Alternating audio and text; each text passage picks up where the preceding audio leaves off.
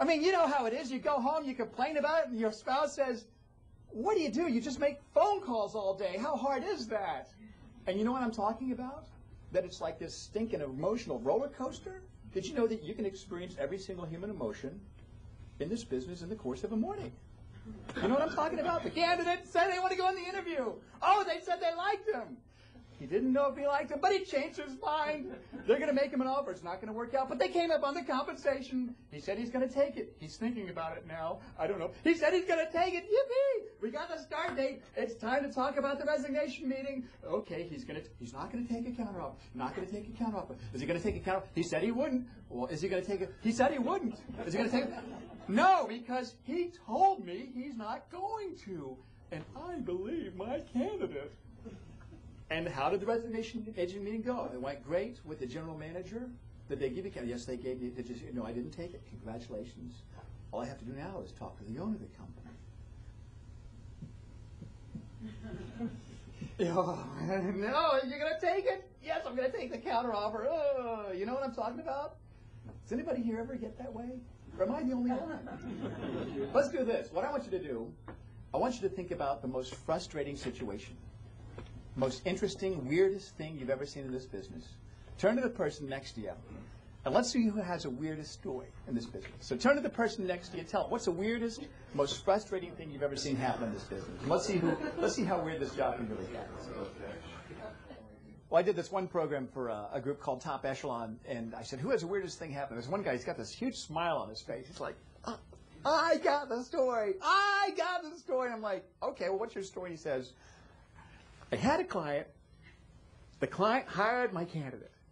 The candidate started. The client didn't pay me the fee, and my client slept with my wife. Oh my! I'm like, we have a winner. I think we have a winner. I think we have a winner. So whenever this business gets really bad, I want you to think of that guy and say, how bad can it get, really? Okay? That's how bad it can get. That's the absolute worst story. Now, every once in a while, and it's usually right before you quit, the deal gods smile on you. And they say, we're going to play with you.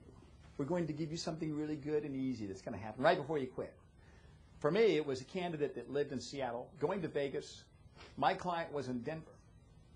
My client said, let me have a phone call with him. I'm like, sure. So they had a phone call on Friday morning. Called the candidate. How did it go? He said, I think it went okay. Well, did you guys schedule a face-to-face meeting afterwards? No, we didn't. Well, how did it go well if you didn't get a face-to-face meeting scheduled? He said, well, your client made me an offer over the phone. I'm like, okay, well, what happened then? He said, well, I took it. Wow.